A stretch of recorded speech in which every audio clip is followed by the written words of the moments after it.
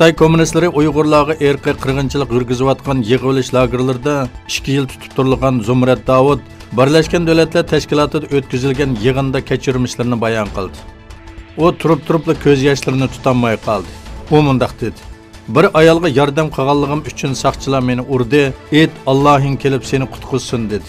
O o'ziga 3 kun tamoq berilmaganligini, davomli tan jazosiga uchirganligini aytdi.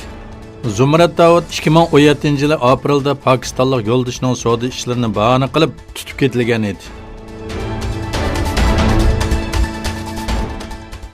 Birlashgan Davlatlar Tashkiloti Kishilik huquq komitetiga sunilgan bir dokladda aytilishicha, Xitoy hukumatı Uyg'urlarni o'z ichiga olgan oz sonli millat kishilari ustida organ savdosi qilmoqda.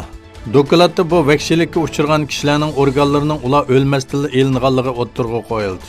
Kishilik huquq ko'zatish tashkiloti tomonidan Birlashgan Davlatlar Tashkiloti huquq kengashiga sunilgan dokladda Xitoy kommunistlarining zulmga uchrayotgan oz sonli millatlarning organlarining to'planib setilganligi o'ttirg'a chiqdi. Advokat Hami Sabi tarafidan sunilgan dokladda bu jinoyatning hil ham davomlashayotganligi bildirildi.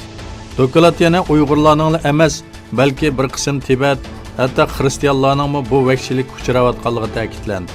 Aytilishicha, kishilar o'lmay turibla ularning o'pka, börek va jigarlari o'g'irlandi ekan.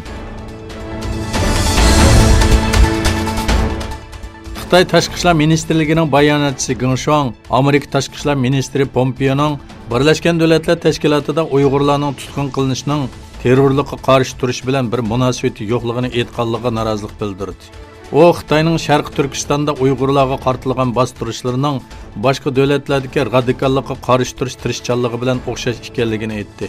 Geng Shuang Amerika amaldorini Xitoyning Xinjiang siyosatiga aralashish va ichki ishlariga daxl qilish bilan aybladi.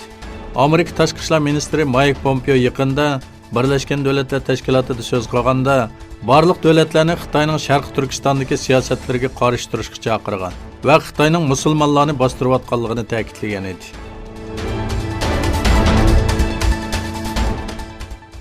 Birlashgan Davlatlar Tashkiloti 74-navbatlik umumiy yig'inda so'z qilgan Eron prezidenti Hasan Ruhani O'rta Sharqdagi krizis haqida to'xtalib, Eronning yadro kelishimidagi mas'uliyatlarini ado qilayotganligini, embargolar oxirlashmaguncha Amerika bilan muzokara bo'lmaydiganligini aytdi.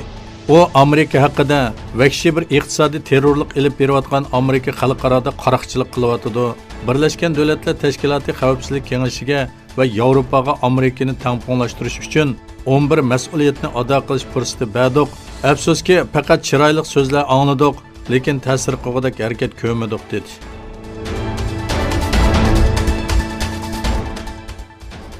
Qozog'istonning tunji prezidenti Nursulton Nazarboyev 3-Dunyo urushining zamonaviy dunyo uchun yo'qolish bo'ladiganligini aytdi. Qozog'istonning poytaxti Nur-Sultonda o'tkazilgan 4-navbatlik Yevroosiyo parlament boshliqlari yig'inida so'z qilgan Nazarboyev, planetimizning cho'ng bir xatar ishiga kelib qolganligini tilga oldi va agar 3-dunyo urushi boshlanib qolsa, kollektiv qirg'uvchi qurollar sababli hamma narsa yo'qolib ketadi dedi. U yana terrorlik va jinoyat tashkilotlari uchun o'rtaq bir tizimlik turg'izilishi kerakligini ta'kidladi.